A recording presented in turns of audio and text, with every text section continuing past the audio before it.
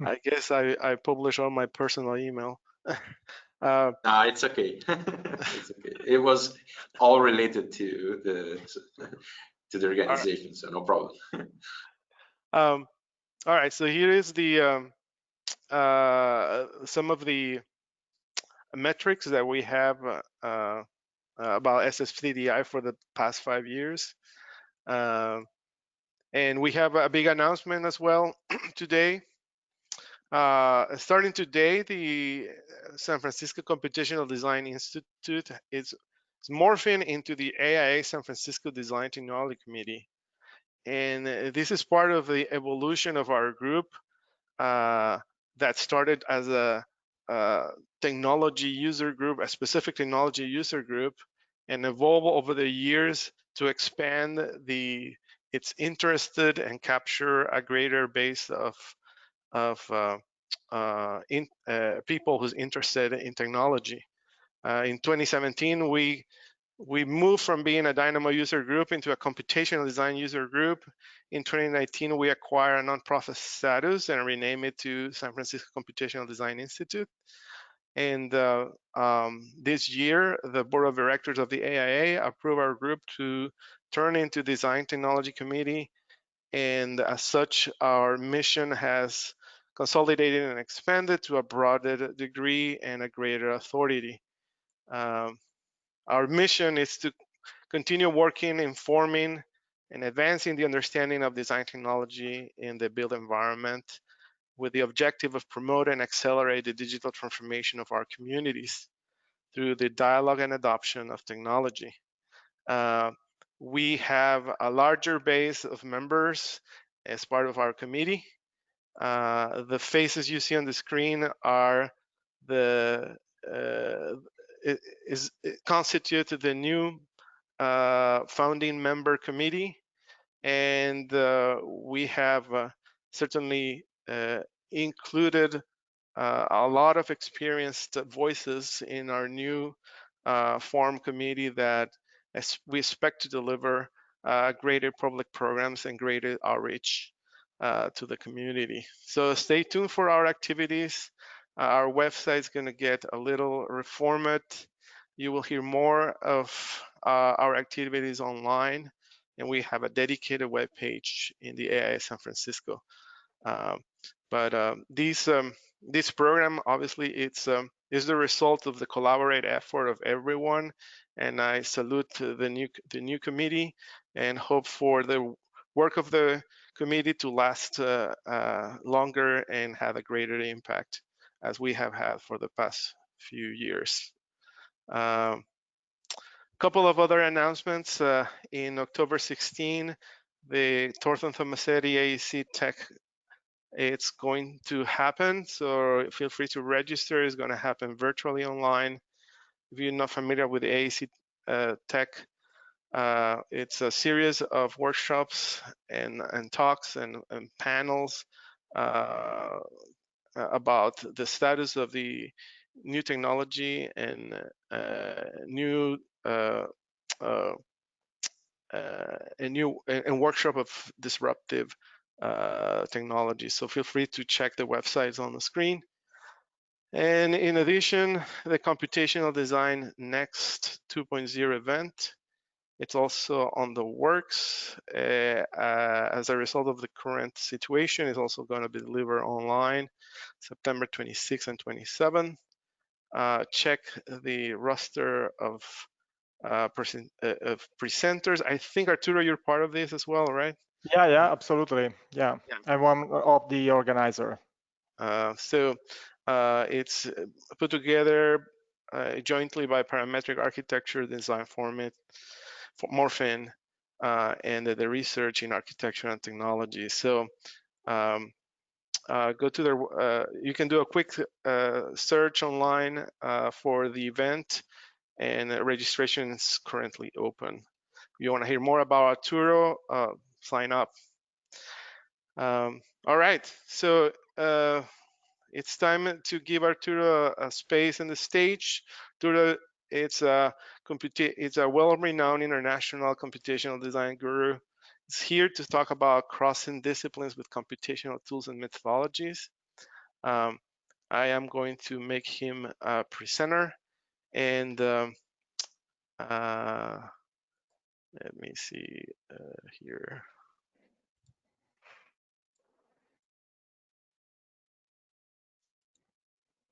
There you go. Okay. Okay, please let me know if you can see my screen properly, guys. Yeah, we can see it. Okay.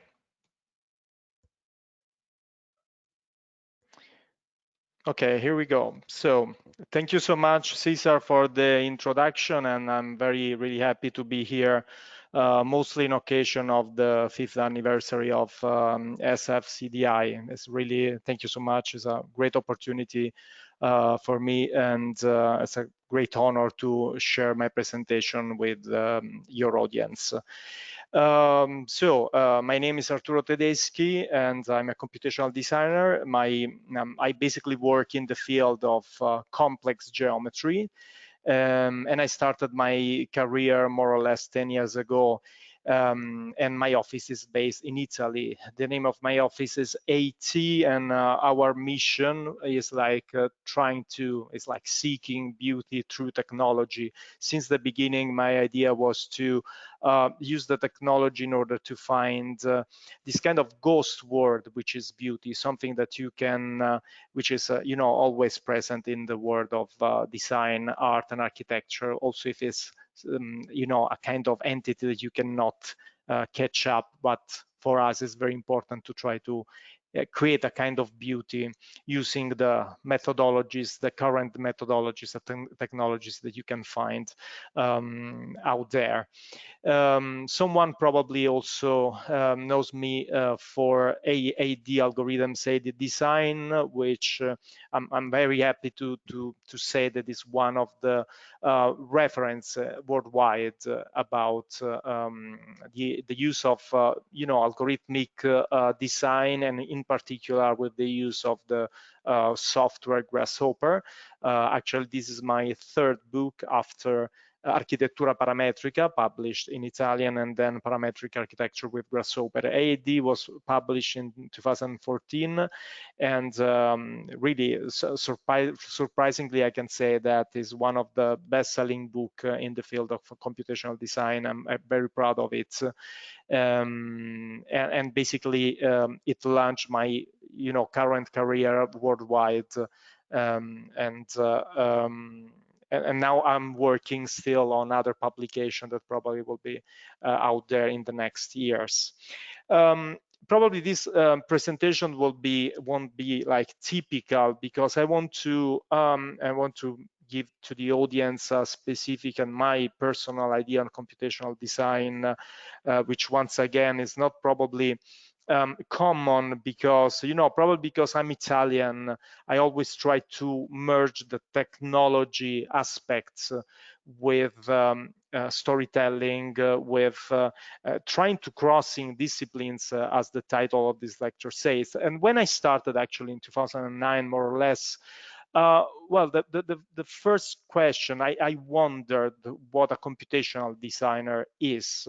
And at that time, if you think about it, the computational designer was basically and usually an engineer or an architect working in big offices, and sometimes packed in computational design clusters, and working as a support for complex geometries and projects.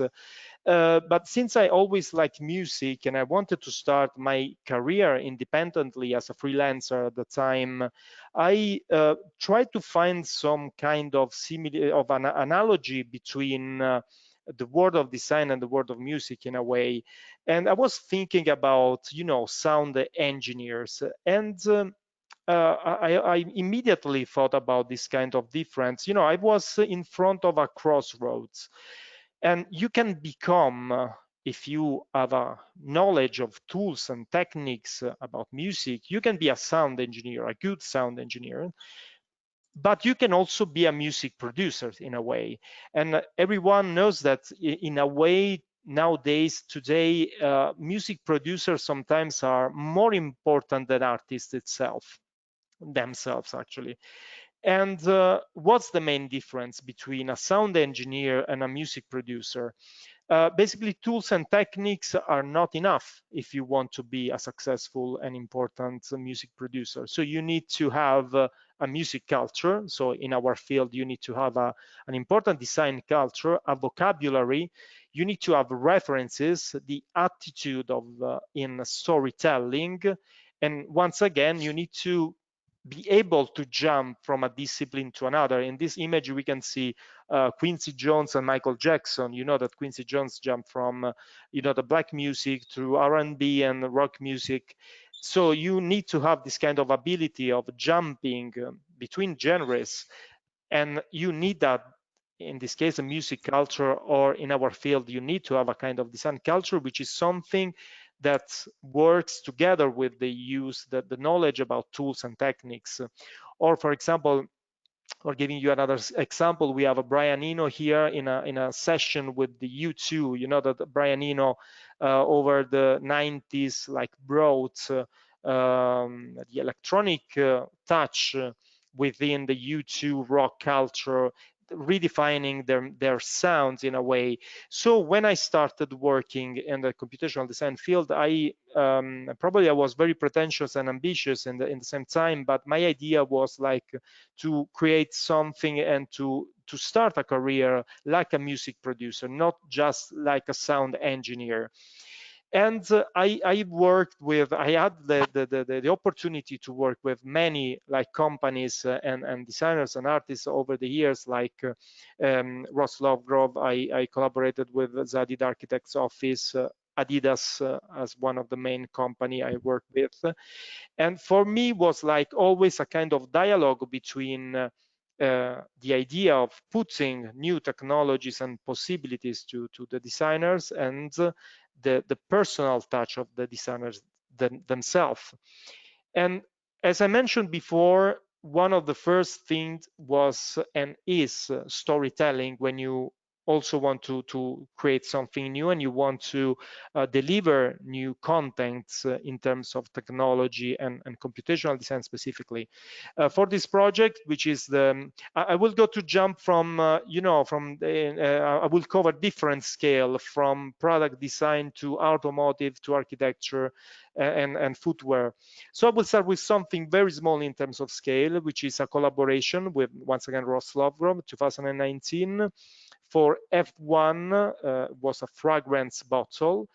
And we started with Lovegrove and also in collaboration with Colombo Creative to think about the idea of creating a bottle which is using a reference with the world of automotive and F1 in particular. And we started with the idea of the car as the shelter and the driver as the fragile part of this kind of combination of velocity but fragility in the same time. And so we started creating like a skeleton, which is of course made using computational tools. But in this lecture, I want to point out not only the technical part, but I'm very interested in communicating the stories behind the projects and my idea, once again, of computational design as a bridge between design culture and technology in the same way. So we used a kind of growth algorithm in order to create a skeleton enveloping a glass flask. As you can see here, this is a cross section. And we finally came out with this super complex shape. The object was 3D printed using powder titanium. This is, of course, we relied on additive manufacturing in order to create the final object. And as you can see, we have the metallic part and the glass, and so the fragile shelter inside the object. So once again, it's a metaphor of the fragility within the solid shelter. And this project is a part of a collection. We actually worked only on the central object that you can see on the screen, and is a part of a wider set of bottles developed for F1. Jumping from a small product to furniture, in 2017, we designed a furniture which is called Sistema Fessura.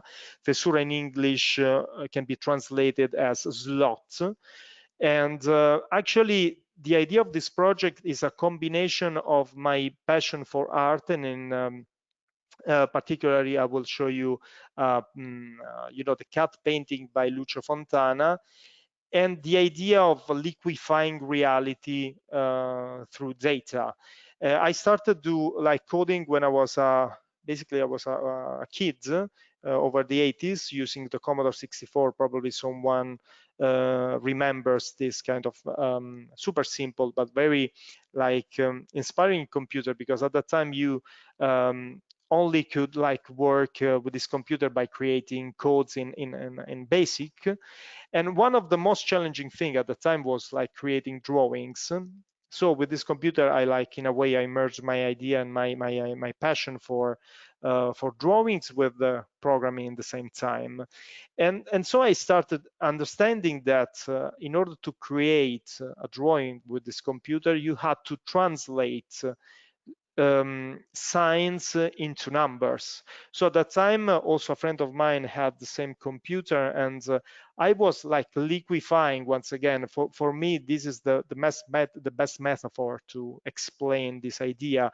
Like converting a sign, for example, this kind of man with open arms that you can see on the screen.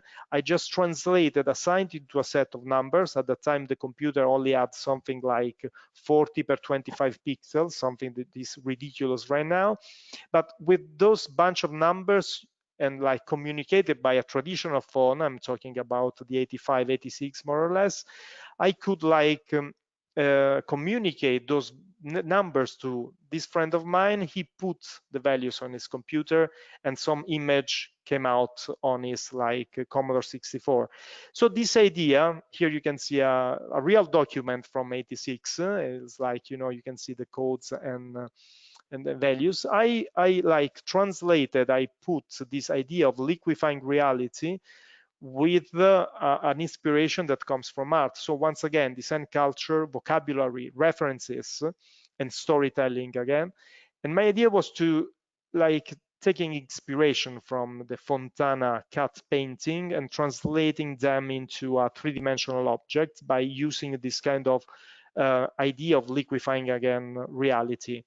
And also the mechanism and the in a way the technique that Fontana used in order to give three-dimensionality to the object, which is like using a kind of black box behind the object, the painting itself. So the idea, starting from a sketch, was like this kind of fluid object and furniture created using Corian. And the nice thing is like that the manufacturer was like far away from our design studio. So the all objects is created through a super simple algorithm that start from parallel stripes and deform it. And but everything is translated, as you can imagine, into a set of data to manufacturing, and they were translated and sent to our manufacturer that once again was from our office, and it created everything using a wooden mold, and the Corian was thermoformed on top of it in order to get, as you can see here, the final result. Everything was like assembled finally in order to have this kind of fluidity. And once again, we used algorithms in order to create the shape, advanced manufacturing for the object itself. But for me, it's important to point out once again the idea of the reference behind it, which is always important if you want to go beyond the idea of being, in my metaphor, just a sound engineer, just to create something cool that comes from simple algorithms or codes that you can find online and you can apply on your computer, but it's always important to find something which is not always connected with the specific world we're living in, but also once again crossing disciplines together. The same thing is in this concept, which was designed in 2013. Once again, we are jumping from the product scale to the architectural one. This is called the cloud bridge. It comes from a nightmare. It's not a joke, but I had this kind of nightmare. I was trapped in a cage, and but there is also a reference in this case that is cinema, and I will tell you something more later. And the idea is like creating a bridge which connects two parts from A to B, but using a path which is not linear. So as you can see, the red path is like a non-linear direction. Actually, the subtitle of this project was the line is the most boring way between A and B. And so as you can see, the references once again is like a cloud. We trapped this kind of like naive but also romantic idea into a three-dimensional cage. And this lattice, as you can imagine, is like automatically generated by an algorithm that balances in a way the asymmetric loads coming from the non-linear path that you can see here. So this kind of zigzag between A and B. So the algorithm automatically generates a performing lattice. And the funny thing is, like, this project got a lot of attention. In 2013, we were published on the most relevant magazine out there. Also, Minecraft did a parody of the bridge, and that I always say that this is one of the most important achievements of my career. And you know, eventually we received an email one day, and a company said to us, "But why don't we try to do it for real?" And then we started in collaboration with an engineer company in Poland to really understand how to create for real the project, how to engineer and translate a nightmare, and this is a joke of course, into something real. And as you can imagine, all the most like advanced and cutting-edge software were involved in this kind of translation from a kind of rough and sketchy image, if you like, into something real. But I told you, everything started from a nightmare, but there is also a reference which comes from the cinema in this case. I don't know if you ever watch 8½, one of the most important, relevant movies in the history of cinema. And if you watch this movie, you know that there is a lattice which actually was called the spaceship in the movie. And I realized later on that my reference came from this movie. So the idea of like walking between those like rods, those like cage. And once again, a kind of technical solution and the use of algorithms comes in kind of in answer to a specific you know, idea, which comes not only from the specific you know, context, in this case the idea of creating a bridge, or if you like, just a path between 2 points, but we merge together different ideas, a romantic one, the idea of a cloud, the reference coming from movies, and so on, and of course the algorithmic approach in order to solve and in order to create something which is directly calculated by the computer. Oyster Chair is a collaboration with Gabriele Sorrento and with his company, Mindesk VR. We decided to collaborate together.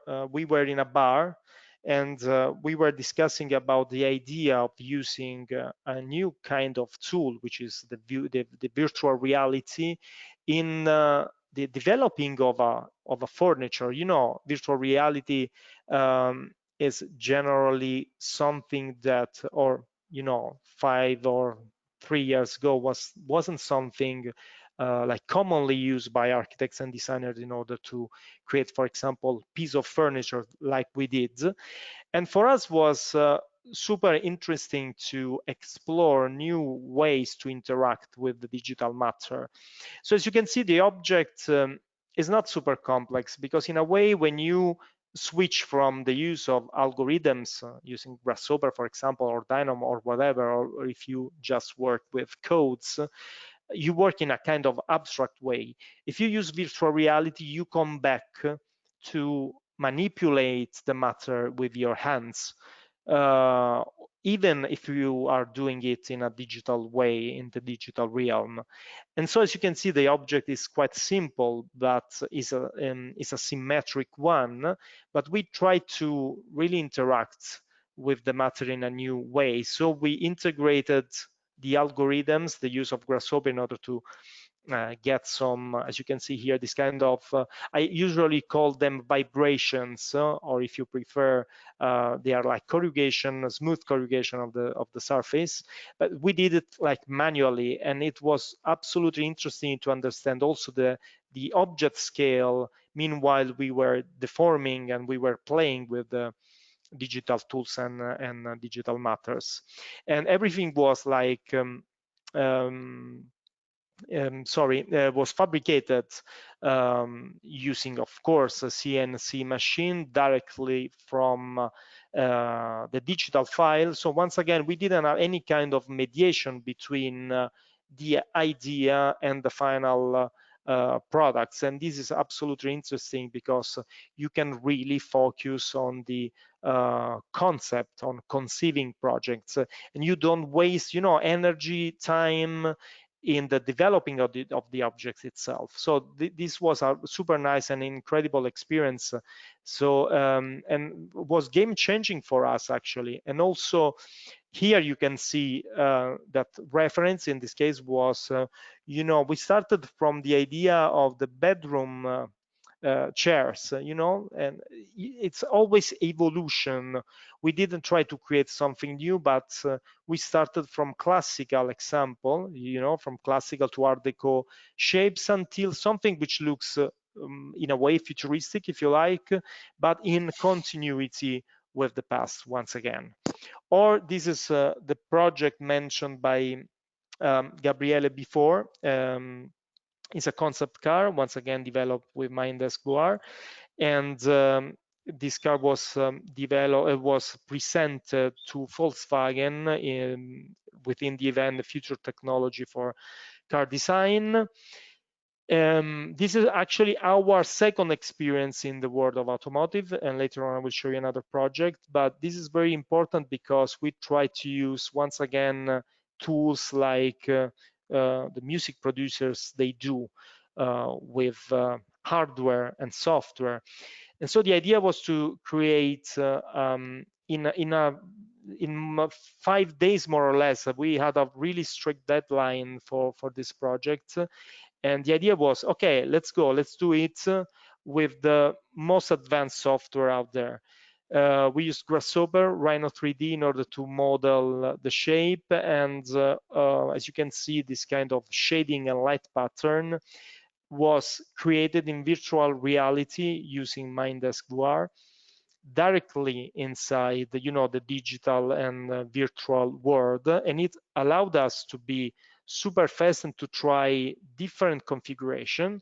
But something incredible is that we directly connect Mindesk VR with Unreal Engine. As you probably know, Unreal is one of the most important software to use for creating video games out there. And the idea was, in general, when you create objects, when you are a designer, there is always a certain level of abstraction. And we create, drawings. We also create algorithms, but in a very abstract way. And also the output that in general we have is like simple. We work with shaded wireframe modes, but allowing, and thanks to this method, we had the opportunity to directly test the final finishing of our design. We had the opportunity to see the final shape, but also the final effects in terms of light and materials, and everything within the same interface without jumping from one tool to another. Everything was in real time with the control of the scale of the materials, lighting system, and once again, the use of parametric and algorithmic tools inside the same environment.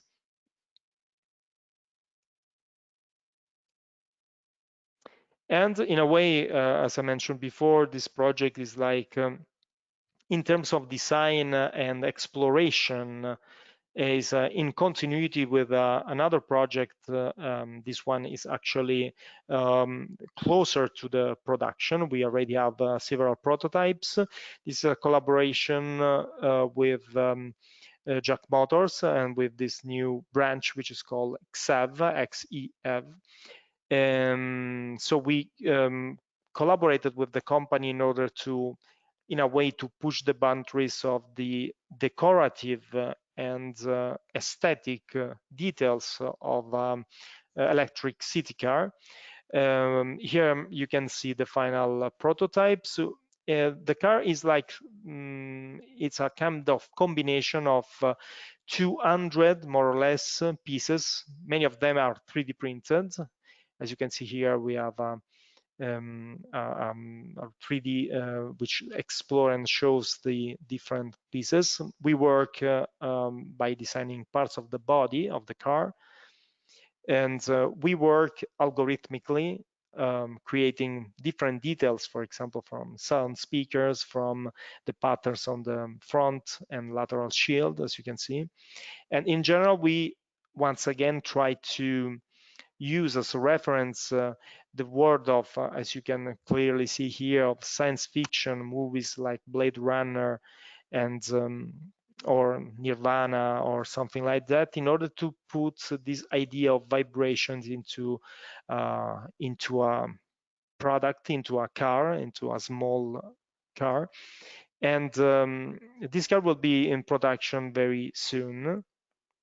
Is one of the first attempts, and as Gabriele mentioned before, there are many companies now that they are trying to put digital tools and also not only for aesthetic, but also in order to redefine the idea itself of automotive and the way we live the interior space.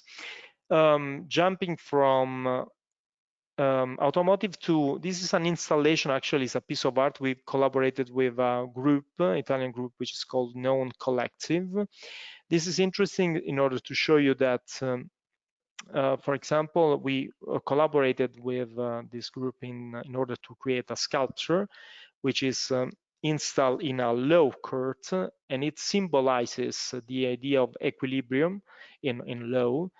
And here we created, and that was the brief of the project. As you can see, we have this kind of T, which is actually a combination of two spotlights. They rotate around the vertical axis.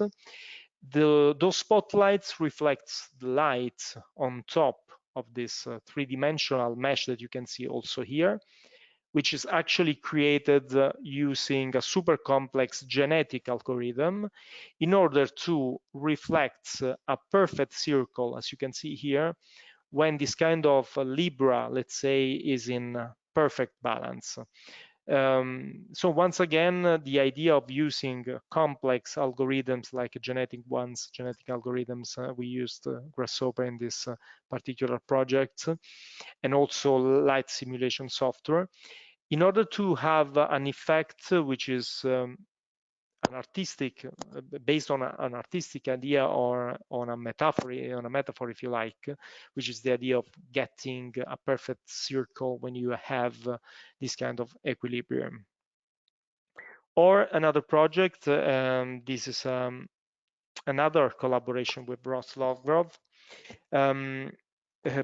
My collaboration with Lovegrove is important because I consider him a mentor, and I think that for Ross, every object that we design can stimulate a change in people's mindset with a kind of influence on our perception of reality. And in 2015, we actually already had some experience with complex and advanced shoe design. But in 2015, we came out with this project. It was a collaboration with my office and Lovegrove again for an event at Milan Design Week. The idea was to create disruptive products, disruptive footwear. We started with Lovegrove with the idea of creating a kind of gravitational system, something that adapted and starting with a simple idea of parallel, we call them hair, attracted by the foot, and we crystallized this idea, and we turned it into a super complex three-dimensional mesh, which is a kind of architecture in a way, also in terms of complexity. And this is a real product. This is not only a prototype. So there was a lot of engineering involved in this project in order to give stability, in order to have the object is 3D printed, of course, is nylon. We started with powdered nylon, and I'm using SLS, an SLS machine, and everything was created using an algorithm once again. So a strong idea, which is the gravitational system, but everything created through an algorithm. So we can see that the object, the final design, was growth and not actually designed. A question for Cesar, if I still have time or if I'm running out of it. We should be getting ready to wrap in the next 5 minutes. Okay. From footwear to architecture, this is a project developed in 2018, which is a tennis court. This is called TFS Stadium, developed with an Italian architect who is Francesco Testa. This is an interesting collaboration because the design actually was already made, but it wasn't optimized and engineered for a super quick and and easy construction. So we started just from a set of lines, and we created a series of planarized surfaces that we use for create the whole set of frames, and also the external skin, which is made by a set of plexiglass like mullions, as you can see here also in the section.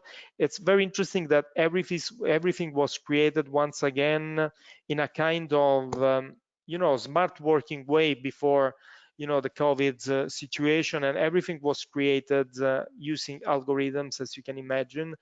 And the construction was like a huge 3D puzzle, as you can see here. And our contribution was, as you can imagine, starting from the surface planarization and the design and manufacturing, support and manufacturing for optimize mullions in order to create the skin, as you can see here.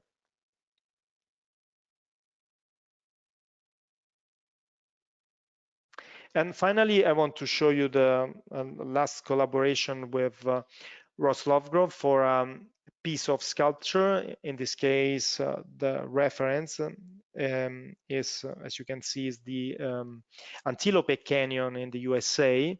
So the idea was to create this sculpture. This was the client was Alcantara, which is a company, an Italian company, which is creating leather, kind of velvet-like material, which is absolutely synthetic and ecologic. So the idea was to express the potential of this material by creating a huge sculpture. And as you can see here, everything was engineered and was like designed using complex scripts in order to have a set of developable stripes. And so the main goal for us was to translate a three-dimensional sculpture into a set of flat shapes, as you can see here. Okay, so you can see the old piece like disassembled into a set of stripes, and the substructure itself was a piece of engineering because the sculpture is about 40 meters for 4.5, and all the wooden pieces, they were like developed directly as an output of our algorithm, and everything was assembled together in order to support the fabric-like stripes, as you can see here. And also the texture was digitally like created in order to meet the you know, the main reference that once again was a natural place.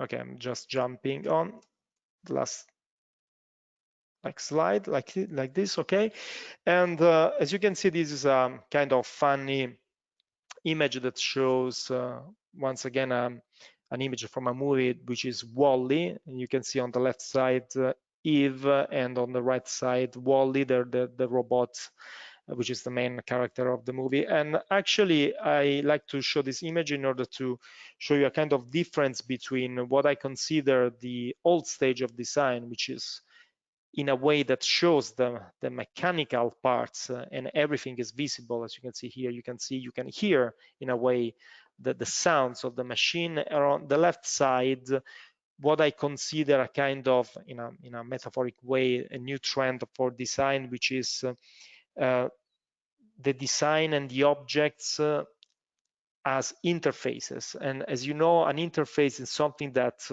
connects and separates in the same time, which connects what is hidden, what is visible, what is before and after, what is like the start point and the end point, nature and urban in the same way. And I think that we are really going toward this a new idea of designing as a set of you know, interfaces.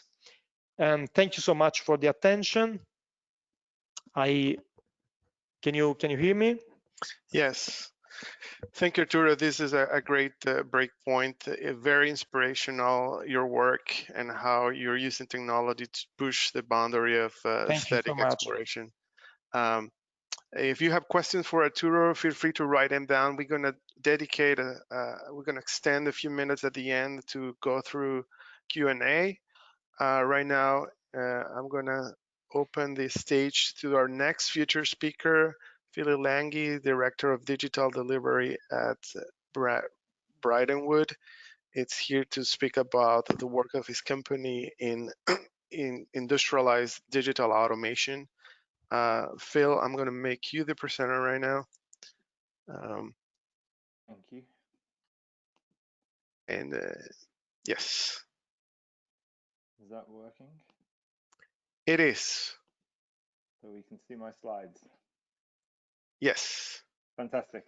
Thank you very much for the introduction. And yeah, again, Arturo, thanks for the presentation. It was yeah, super inspiring. And thank you so much. It makes a nice kind of, yeah, makes a nice bridge to what I'd like to talk about with you all as well. My name is Phil Langley. I'm a board director at Brightonwood, and I lead the creative technologies team. Now, I'm an architect by background, but I also have a computational design heritage, let's say. And it's been kind of a 10-year project of mine in a way within Brightonwood to build my own interpretation of a computational design team and capability. And at Brightonwood, we are a architecture and engineering practice based in London. We have offices in London, in Barcelona, in Singapore, and we work internationally. We're an integrated design practice. That means we have architects, structural engineers, civil engineers, mechanical, electrical, every flavor of engineering working in integrated ways, so not multidisciplinary. We work on projects together with the goal of delivering design for manufacture. And all of that means DFMA for us is about delivering better buildings more efficiently, so using less resources quicker and realizing better outcomes. And a big part of that for us is the digital. Yeah, I have a role as Director of Digital Delivery, which covers a huge amount of digital technology across the company, but specifically with regard to creative tech. There's a team we established 3 years ago or so, yeah, about 3 years ago in Brighton Wood. And we grew this from some people already in the company, but also recruiting to grow a team of 20 people, focusing on various different flavors of computational design and software development. Now we're 20 people in a company of around 220 people, so we're a significant size. We're not just a small kind of adjunct specialist group within the practice. And actually, we also don't perform in a way that might be familiar for those of you that are in computational design teams or familiar with those kind of practices. We actually focus on our own projects rather than engaging directly with the built environment projects that feature in our architecture and engineering teams. We are much more focused on our own digital projects, and that means we build digital tools and technologies, not necessarily just for designers, but actually for the wider construction industry and non-designers and other stakeholders that have an interest in delivering the built environment. And one of the big things that we're super interested in doing is automated design. It's a huge part of our creative tech endeavor, and automated design is a kind of high-level term, let's say, but it means many things to many different people. But for us, it's just a bit simpler than that. It's just trying to do things faster and smarter. And it's also through that faster and smarter is a way of allowing other people to do things. So in order to automate design, we have to encode all sorts of intelligence and therefore make that intelligence available to others, not just the usual suspects, let's say. And in order for us to achieve our kind of automated design ambitions, we have to break away from these kinds of diagrams. Now, many of you will be familiar with the somewhat dated kind of bicycle wheel image on the right, where BIM as a paradigm kind of sits in the middle, and all of our stakeholders in the design team sit around the outside and kind of, let's say, worship the BIM model. It's supposed to be the source of everything. But actually, for us, it's not very helpful assembly of technologies or assembly of stakeholders even. So we really want to separate the BIM model. I don't want to have it in the center of the process. I'm only interested in data, actually. And in this kind of slightly updated version of that bicycle wheel diagram, something that's more important for us in the creative tech team, the data is in the middle and BIM is just an output. It's one of the things that the data allows us to drive, along with these examples, but also many other things that we leverage in our automated design practice.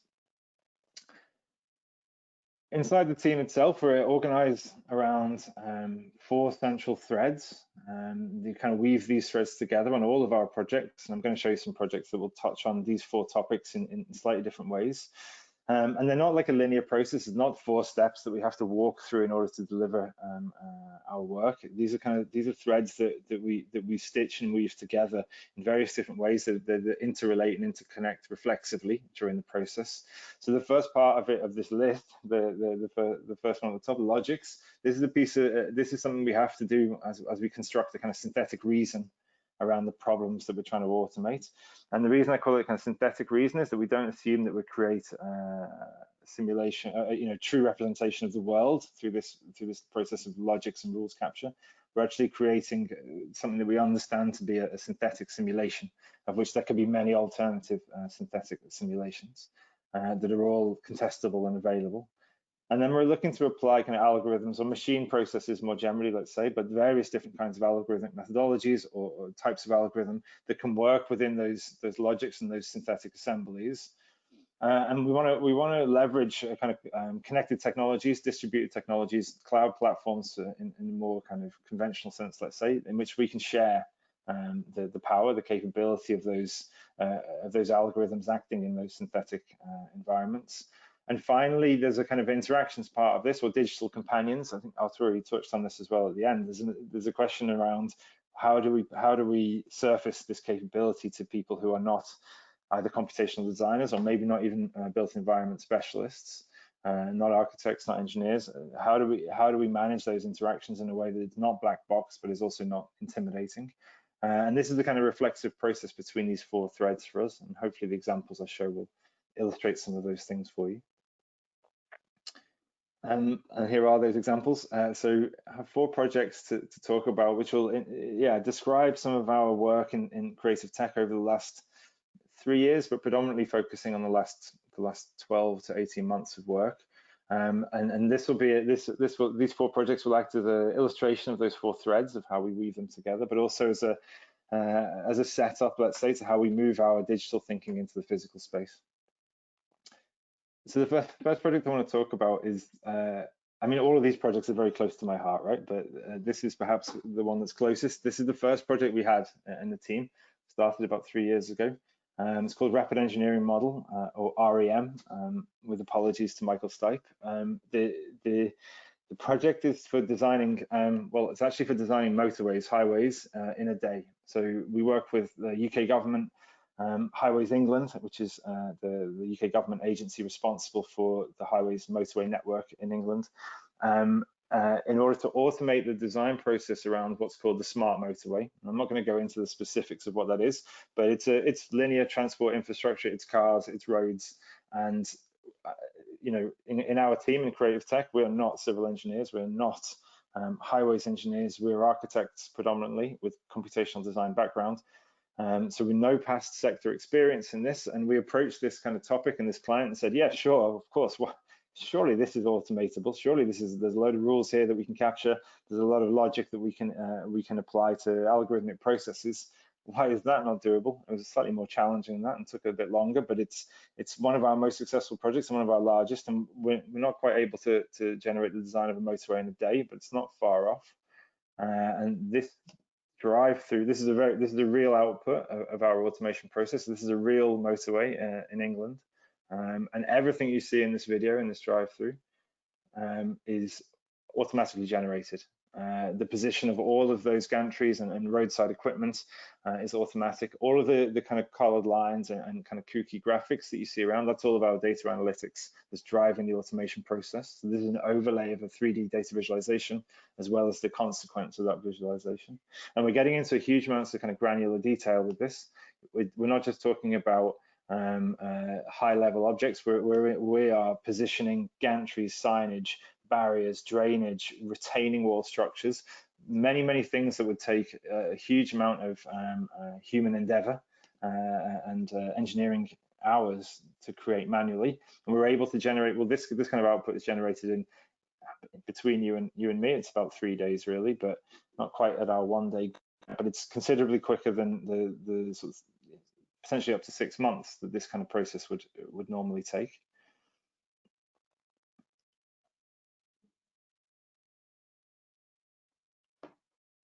Oh, sorry, okay.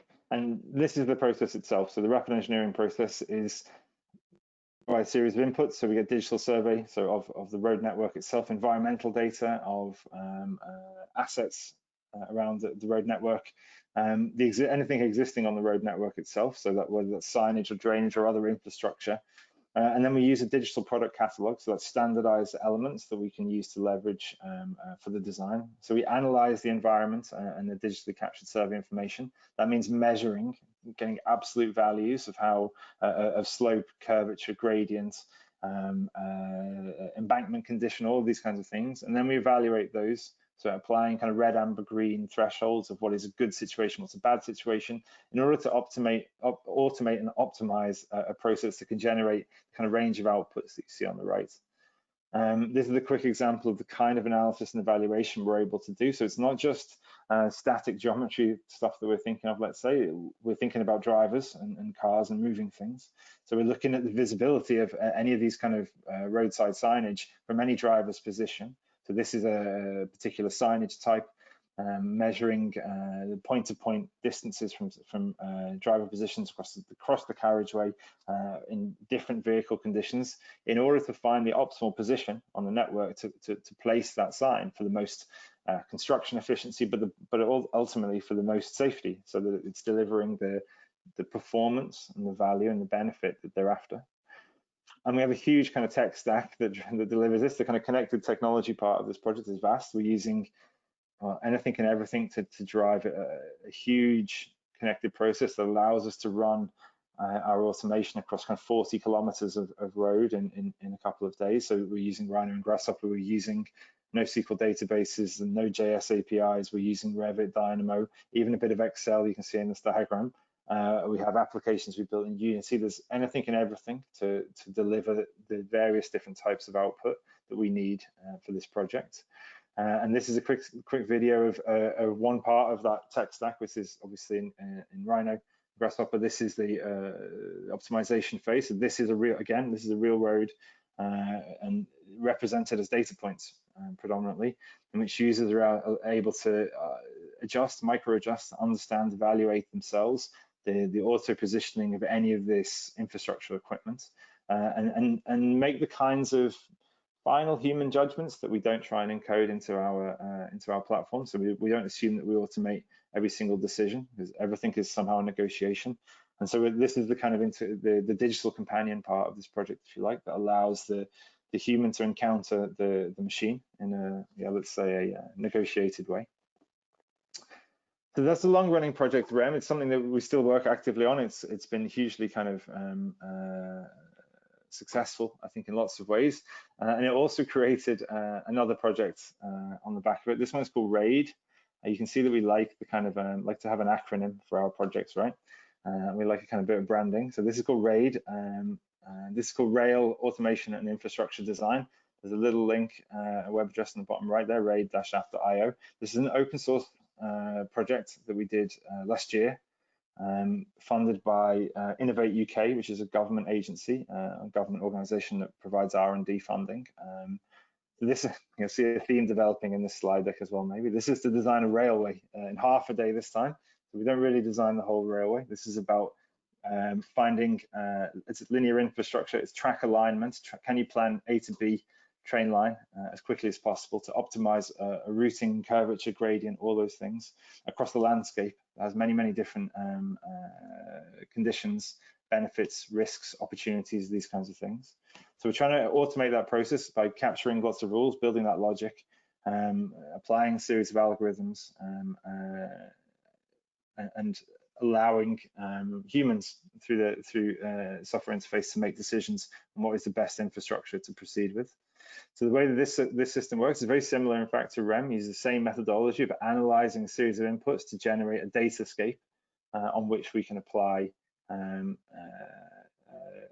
physical components, let's say. So on the left, you see this kind of stacked layers of inputs. So that's geospatial information around buildings, around surface water, the road network, woodland areas, anything that affects the position of a train track. In the middle of the image, we're applying kind of analysis and evaluation to those layers to give us weighted datascapes that can be combined into the datascape that you see on the right-hand side, and which effectively creates a field that our path now tries to navigate. So it's no longer, we've abstracted this now beyond the map and the railway. It's now a simple algorithmic problem of can we find the most efficient pathway through the datascape on the right. And by doing this kind of process, we're actually able to then compare and use very different inputs. So things like woodland areas or buildings have very different impact on the effort or cost or benefit associated with a railway or any infrastructure project for that matter. And by using this method to capture and encode the data into a standard format that can be combined, it means we can weight those things, and we can generate outcomes that are across a whole different range of factors and understand the impact of any of those factors on those outcomes in a very kind of horizontal way, very even way. And this is what it looks like. I do hope these videos are working. I'm always a bit worried showing videos in these kind of webinars, but no complaints, so I assume they work. So this is the web app. You can come download the source code, and you can't run this online, but you can run it locally. We have a sample site with some sample data. It doesn't work anywhere in the world, but basically you're able to kind of pick a couple of points on the map, and you're allowed to weight your parameters and generate many options and evaluate them incredibly quickly. So this is taking actually a little bit less than half a day, and it's a kind of back of an envelope sketch in one sense, but it's also incredibly data rich. It's incredibly intelligent envelope sketch, and you're able to explore many different geometries that provide many different benefits and outcomes, and also costs and effort associated with terrain planning. And creates outputs to plug into specialist proprietary rail design software. So this is the kind of front-end tool that drives an incredibly dense proprietary software process behind. So here we go. I'll move on to the next one now. So this is, again, you see my theme is still present. The next one is, can we design an apartment building in 20 minutes? So this is a project called Prism. I might pause this video and give you a bit more background actually. So Prism is this is an open source web app. Again, you can go online and play with this one. We built this in Unity, and this is for the Mayor of London, for the Greater London Authority and the Mayor of London. They were interested in accelerating the use of precision manufactured housing. That means prefabricated housing in London. There is a shortage of housing in London, and one of the causes of that is slowness of delivery. Prefabricated methods accelerate construction processes, so this is a way of encouraging designers to think about using prefabricated systems, and also the manufacturers of those systems understanding what designers want to achieve. So this is, it's a web app. It's geospatial. You choose your site, and you demolish your buildings, and you start creating very simple massing models, but actually then populating them with apartment typologies and being able to explore the constructional possibilities through different manufacturing systems, whether that's modular, whether that's panelized, whether it's component-based systems, and then also you're able to tweak many parts of the design, right? Like modifying apartments, do all the kinds of things you would normally do if you're doing a feasibility study, and get quite granular about that, and set room widths and things like this. And all of this kind of functionality is something that many architects would say, yeah, sure, we can do this. But it's not normally done in 10 minutes, and it is quite specialist. And we've encoded a ton of rules and logic from those manufacturers that would normally be held in the heads of experienced architects, whereas here we're trying to kind of socialize that knowledge and share it with a wider audience. So the previous slide, the video in the previous slide, was Prism 1.0. This is this sneak preview of Prism 2.0. We're about to launch the update of it hopefully in about 3 or 4 weeks. It will be live. It's quite a significant update, so you can see it looks a bit different, but we've also added many more features around geospatial data. So we're pulling in lots and lots of open source data from the London authorities themselves. So the trees, they're real trees, the London tree map. We have traffic data, we have transport data, we have all sorts of other things that are collected and collated by the GLA and the Mayor of London's office. And we've augmented many of the functionalities to add different building types and different granular controls around those buildings.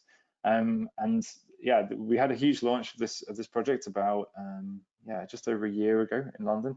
And it was a really big deal. It's kind of, I think, one of the first times that an open source tool like this has been created, but also for it to be created by a city authority was incredibly kind of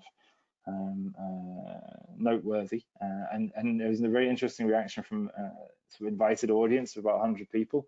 There were sort of probably 40% of the audience were architects, most of which were terrified that this tool would be made freely available and that they would somehow lose their work. And 60% of the audience that thought it was great, I don't need to employ an architect anymore. And my point actually is not that architects have nothing to do and they don't get appointed. The purpose of this kind of tool actually is that it allows architects to do the things that they're really good at and that they really add value to residential design or city planning. You know, this tool is not dealing with aesthetics or placemaking or appropriateness of any of these massing models. It's about precision manufactured housing. It doesn't create a scheme that you can build. It creates understandings and information and knowledge about what you could build. And so somewhat changing the idea of what the architect's role is. And I think for us in CT in creative tech at Bride & Wood, it's a huge part of our interest is how do you know, if you're talking about automation, people are often worried about job losses or replacement by machine. That's not really what I think will happen. It's more that what we do will be different. As I said before, at the beginning, I'm an architect, but this is what I do as an architect now. And I think that many of the conventional ideas around mainstream will change as well, not just in specialist terms. Okay, so the last of our kind of 4 example projects, this is another open source web app for in this case, for designing schools, called Seismic. This was an R&D project funded by UK government, again, Innovate UK. This is a Unity web app to design, well, it's to design a school in 10 minutes this time, so we're getting quicker. And this is the most kind of gamified project we've done. Obviously, something like the Rapid Engineering Model or RAID, they have a kind of techie quality to them. They're incredibly, in some way, specialist, right? But as we get to this project, we approach this one saying, well, if you can't make something that a child wants to use to design a school, you've kind of failed, right? Like there's no reason that, if we talk about automating design, there's no reason that children shouldn't be part of this process. So it's very much in our mind, and it's very much in the aesthetic of this project and the philosophy of it. And by the time we finished this project, we went to take it to a primary school to test it. So we took this to a school very nearby where I live, actually, and got these kids to demo it and to give us feedback. And yeah, let me tell you, demonstrating, doing these kind of webinars to a global audience versus sharing your software product with school children, the school children are much more scary, I promise you. They're absolutely terrifying to share stuff with because they're completely honest and they do not care about your feelings. They will tell you whether they like it or not. So actually, when we went into this demo, we were incredibly nervous about showing it to them because we didn't really know what they would say. We didn't really know whether they would say that we've just created the world's most boring computer game, or whether they'd be really into it. But actually, thankfully, they were very, very excited by it, and they were really kind of inspired by the fact that they could design a school themselves, and they could design their own school. So they were modifying their own school, and they're able to generate these kinds of detailed models. So the Minecraft aesthetic of the web app drives BIM generated content, which is also visible in web apps, so they can move between these different view states and made it feel incredibly real for them. And of course it was. And again, when we presented this to some architects, they were absolutely terrified. And one of them even said to me, "Why should children be involved in school design?" Which I thought was kind of an amazing statement. But if it's not children, then who is it? Oh, sorry, that's on the slide. And so those kind of projects are the illustration of the digital work we do in creative tech around the kind of faster and smarter and around the topic of automating design. But ultimately, much as we live in the digital and creative tech, we're also an architecture and engineering firm more broadly with an interest in design for manufacture and assembly, and an interest in seeing our ideas and our approach and philosophy manifest in the real world, not just in the virtual. And so for us, the design for manufacture and assembly is an approach that requires rules, it requires codification, it requires rigor and control. And that's exactly the kind of thing you need in digital technology. So there's obvious kind of overlaps between these things. And our big approach in Bride & Wood around design for manufacture is something called platforms. So there are many different types of DFMA strategy. You might do volumetric modular, you might have panelized solutions, you might use precast concrete, or you might use CLT timber. We're a bit less interested in those kinds of dogmatic or deterministic systems. Platforms is more of a component-based approach. It's more flexible than those things, and actually reflects more purely what we see as a manufacturing approach, which is really what we're getting at. So what we mean by platforms, these are physical platforms, right? Yeah? So not digital ones, don't get confused. The physical platforms, they identify features across different building types that can be used, that are common, that can be used across multiple building types. And that gives us a reusable kit of parts that's not specific to one project, that's not bespoke, that's actually kind of reusable, and reusable not just in different buildings, but different building types or different sectors. So we're trying to understand what's the real difference between the building fabric of a school versus an office, or a hospital versus a residential building or a hotel. And the analogy we use for this is well, maybe somewhat obviously, I suppose, but it's IKEA. And this is the instruction sheet from IKEA for a Billy bookcase.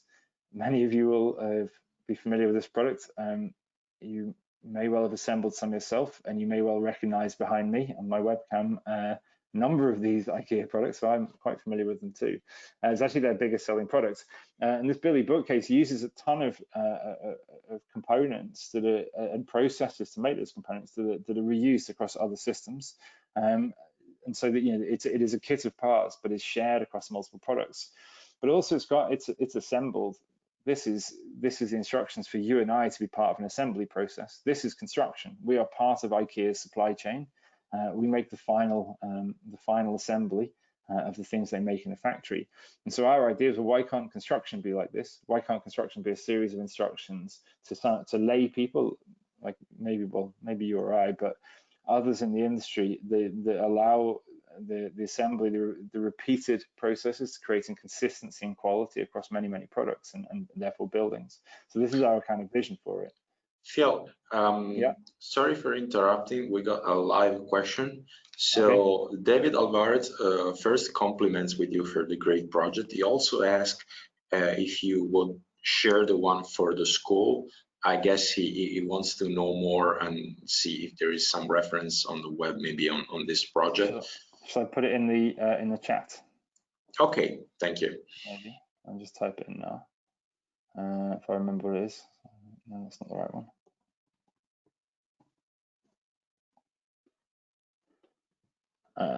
Okay, so yeah, that's fine. Yeah, I'll check it. I'll make sure that I put them all in the chat at the end as well for the links. Sorry. Yeah. Okay. So this reusable kit of parts, how many buildings can we use it on? That's what we're looking at now. So this is an output of a study that we did with various UK government departments to understand where is this commonality between different buildings that they procure and build themselves. And so we don't need to have a bespoke system for every different building type. We can actually have a system that can deliver many different buildings. And so in this case, we proposed 3 different platform solutions that would have some shared components that would deliver a huge different range of spaces within a government portfolio of assets. And through this platforms process, we're looking at kind of optimizing various different parts of it. So we're trying to optimize at the design level, so having a smaller building, reducing complexity of construction, and supporting design for manufacture. Also reducing material. It's the first thing you should do if you think about sustainability. Just use less stuff. And then finally, it's about process optimization. So can you get to that Billy bookcase instruction list on a construction site to mean that you're increasing productivity, reducing waste on site, right? Increasing safety, speed, and quality, all of these things. And logistics is a huge part of that as well. Can you reduce disruption? And all of this, we're trying to deliver creative technologies through design automation and our automation technologies more generally to support all of those benefits. And this is what our approach looks like. This is our IKEA kit of parts for one of our buildings. So the image on the left, the colored brackets, these are welded, a set of welded brackets that can deliver a hybrid steel concrete system you see on the right. There's a standard set of brackets that will deliver many different configurations. So the color coding of the bracket relates to the steel members. So the instructions are incredibly simple. The ability to build this is incredibly quick and incredibly safe actually as well. I wouldn't quite say I could do it, but it wouldn't be far off. It would be achievable by many. And so we want to automate all of that physical stuff. How do we automate the physical from the digital? And so we don't want to, in order to do those kinds of kit of parts components, I don't need a geometry model of a Billy bookcase. I don't need a geometry model or conventional geometry model of a superstructure or an apartment building. I need the underlying data. I absolutely do not need the BIM model. I do not want it. I want the thing that describes the BIM model. So actually the image you see on screen there, that's actually one extract of our software's encoding of the rules behind an apartment building. And that's what we're really looking for to drive physical processes from digital, which goes back to my point about arranging our tech stack, let's say, with data in the middle and other technologies as satellite to it. And again, these kind of things become, well, quite nice images, but also they're instructions, right? These are machinic instructions that we pass. We don't ask the machine to interpret the geometry. We do that for it. And as part of that, we're interested in robotics. So in CT, we have developed something called FRAC, which is a framework for robotics and automated construction. And this is a way of bringing robotic technology into, I would say, mainstream manufacture in the industry. So there isn't such a high level of high bar of entry of knowledge and stuff. So FRAC is a framework, is a series of technologies that allows the robotic manufacture process of, well, those brackets that haven't yet been painted, but they're the same brackets on the right hand side, that can be manufactured by robotic welding, but also designed in a way that they can be manufactured suitably. So there's a reflexiveness to the FRAC process that allows robotics and digital manufacture more generally to inform what it is you can and can't make. And some of these things might look quite mundane. Of course, like there's a reinforcement cage, there's a contour beam, and some welded steel brackets, but there's complexity in all of these things, manufacturing complexity that needs to be thought through at the design stage and optimized through design processes, not just presented as a problem to a machine to solve. And so we're able to, we use a mixture of existing proprietary technology like HAL, for example, in Rhino and Grasshopper, but also with our own processes to simulate the robotic manufacture before we get to before we finalize it, and to explore the robotic process through custom technology. So we've built a custom tablet application as well as a virtual reality app that allows designers, not just robotic experts, but designers to work with robots to understand what a robot, what this digital companion, this robot really is capable of, and what it wants to be doing versus what it doesn't want to be doing. And in this way, we're also interested about how robots can kind of emerge as an on-site technology, not just as a manufacturing technology. So FRAC is something we've been working on for the last year and a half, and it's approaching a level of maturity where we will share a lot of this also open source as a wider industry. We're mostly interested in driving industry change rather than protecting these things for ourselves, and we sort of recognize that as a team of 20 and a company of 220, we're not capable of doing everything ourselves. So these are kind of technologies that we want to use to change the landscape that we work in. The way we see it is that if everybody thought this was cool, then everybody would think we were cool, right? Which has got to be good. Change slide. And then here we go. Here it is in real life. This is one of our early prototypes, but this is driven from all of that reflexive simulation through the custom applications of a robotic welding process, and clamped to that bench. You can see one of our brackets being welded in the ABB facility, who are helping us with this project. So that is actual welding IRL. And it's not just at that micro level. We also kind of bring this into real prototyping, and you know, just the image I showed you of our platform system, we tested ourselves as well. There's a kind of physical quality to our work in Bride and Wood. There's not just kind of clean and digital, get our hands dirty, and we test these things and we build physical systems. This is our prototyping yard. So, you know, the digital really does end up in something quite real. And there are many kind of robotic processes in this that we're simulating and testing, and this is again been a piece of work that the wider company has been involved in and leading over the last 12 months that's resulted in a real project that's currently on site in London.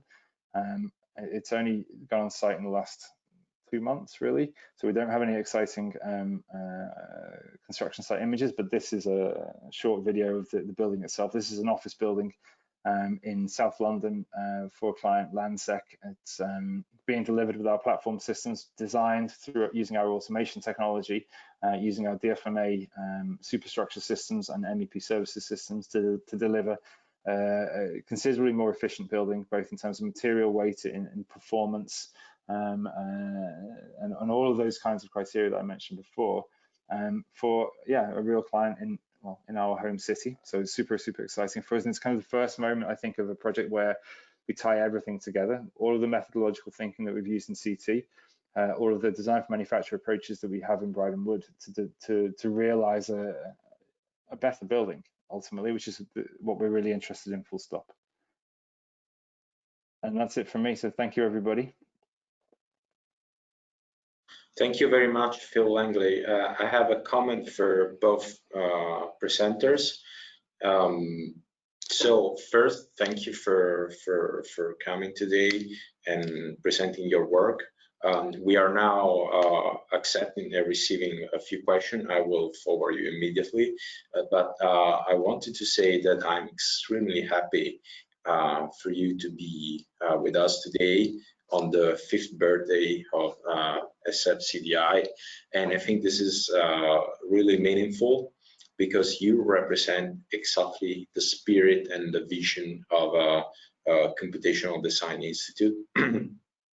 As you proved to be great computational designer. Indeed, the participation today was really high and hasn't dropped for a single user till the end of the presentation. I think this is meaningful that you provided great use cases that sets the difference between an average computational designer and a great computational designer in a way where you don't bend your design to technology, but you bend technology to your design. And the use case you provided gave a proof that that computers and algorithms are not a limit, are not limiting the design, but they're enablers to jump to the next level, to allow a team of a few people to achieve unprecedented challenges, and to enable an artist to use, like in the case of Arturo, its own body to shape.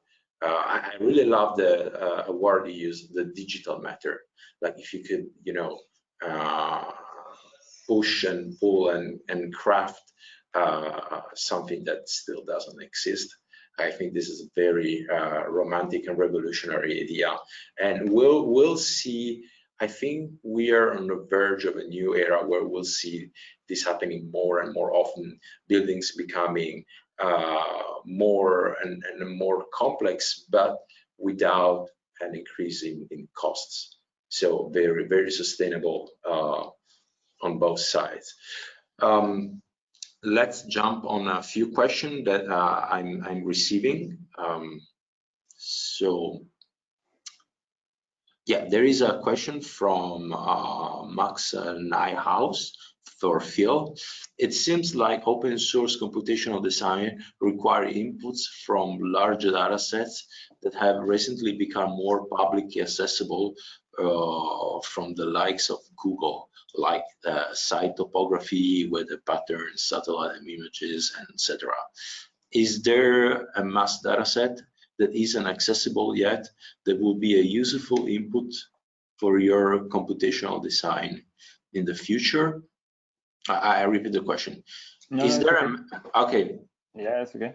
No, I agree. I think that the availability of open source data has really been a significant change in the last years. It has unlocked a lot of capability and a lot of possibilities for us, but it's far from a kind of perfect world. When you mentioned the idea of like a master data set, really the only thing that exists in that sense for us is OpenStreetMap, which, yeah, like it's let's say work in progress, which is a tremendous project, but you have to be careful about what you use.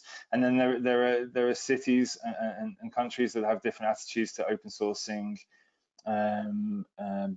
let's say data that reflects public assets and things. So in London, we have something called London Data Store, which has got a great amount of information, some of which is incredibly well maintained and accessible via APIs, some of which is CSV downloadable and was from 5 years ago. There are countries in Europe that have very strong policies around open sourcing national level data, and others like the UK that have less so. And so when we build many of our technology, we work around the world or for organizations that have activities around the world, and we have this kind of unevenness of data availability, and we end up having to build systems that on top of something like OpenStreetMap that then layer sometimes high quality open source geospatial data from, let's say, a Scandinavian country or the Netherlands, or sometimes they're overlaying proprietary data for a specific city or a specific location in order to give that completeness. One of the things that's important for us though is being very clear with what we build and what we tell clients that we're building, the data is somewhat always imperfect, and there are gaps. So we have to always be careful to tie the right decision to the right data set, so to not overburden the data and ask,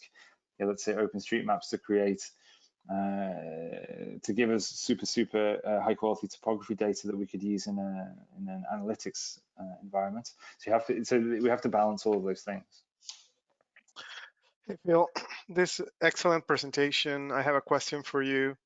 As somebody who's driving change in the AC industry, and is proposing new ways of optimized design, materials, and processes, what do you think the industry poses as the greatest challenge to spread more the use of these methods, and what are the things you did to overcome that?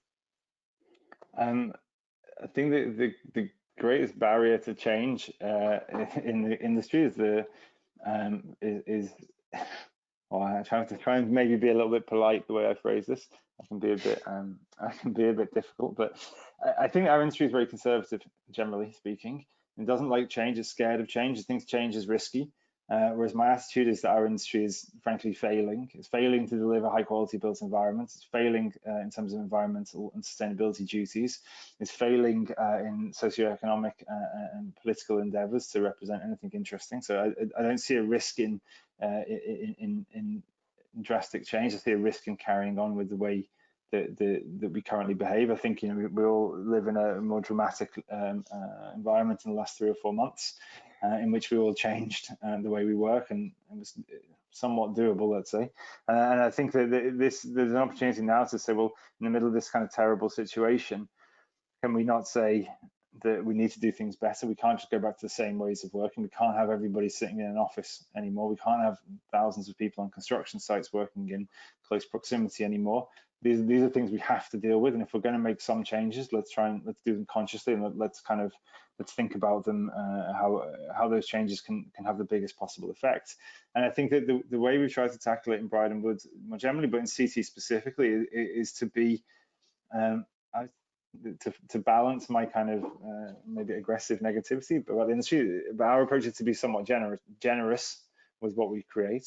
So we don't try to make something that's just for us. We don't try to say, yeah, actually, we use this process to create this project that we build in Spain or in Germany or in the UK.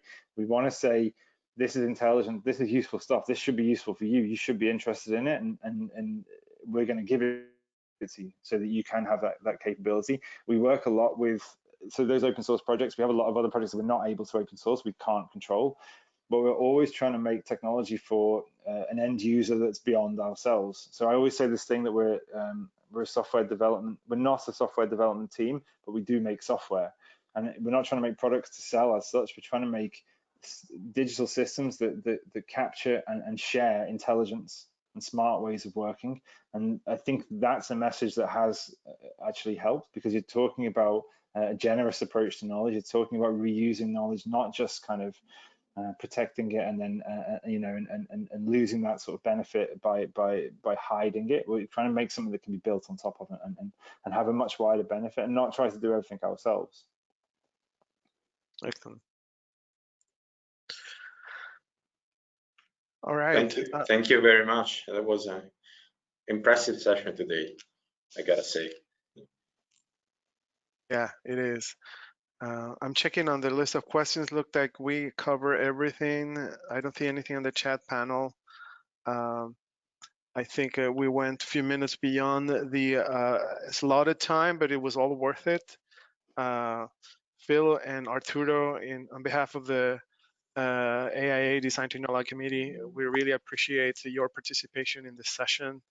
The session will be, it's recorded and will be placed for public consumption at the YouTube channel. If no more questions are coming through the question panel, I'm going to officially close the session. Please stay tuned for the next August, the September event. It's going to be announced shortly. And thanks everybody on the line for joining us. I appreciate your support, and hopefully we can get another 5 years in the making. So you're welcome to come back and a future date, an extended invitation for the future. All right. Thanks, everybody. Thank you very much. Thank you so Have a much. great day. Have a good one. Bye. Bye bye.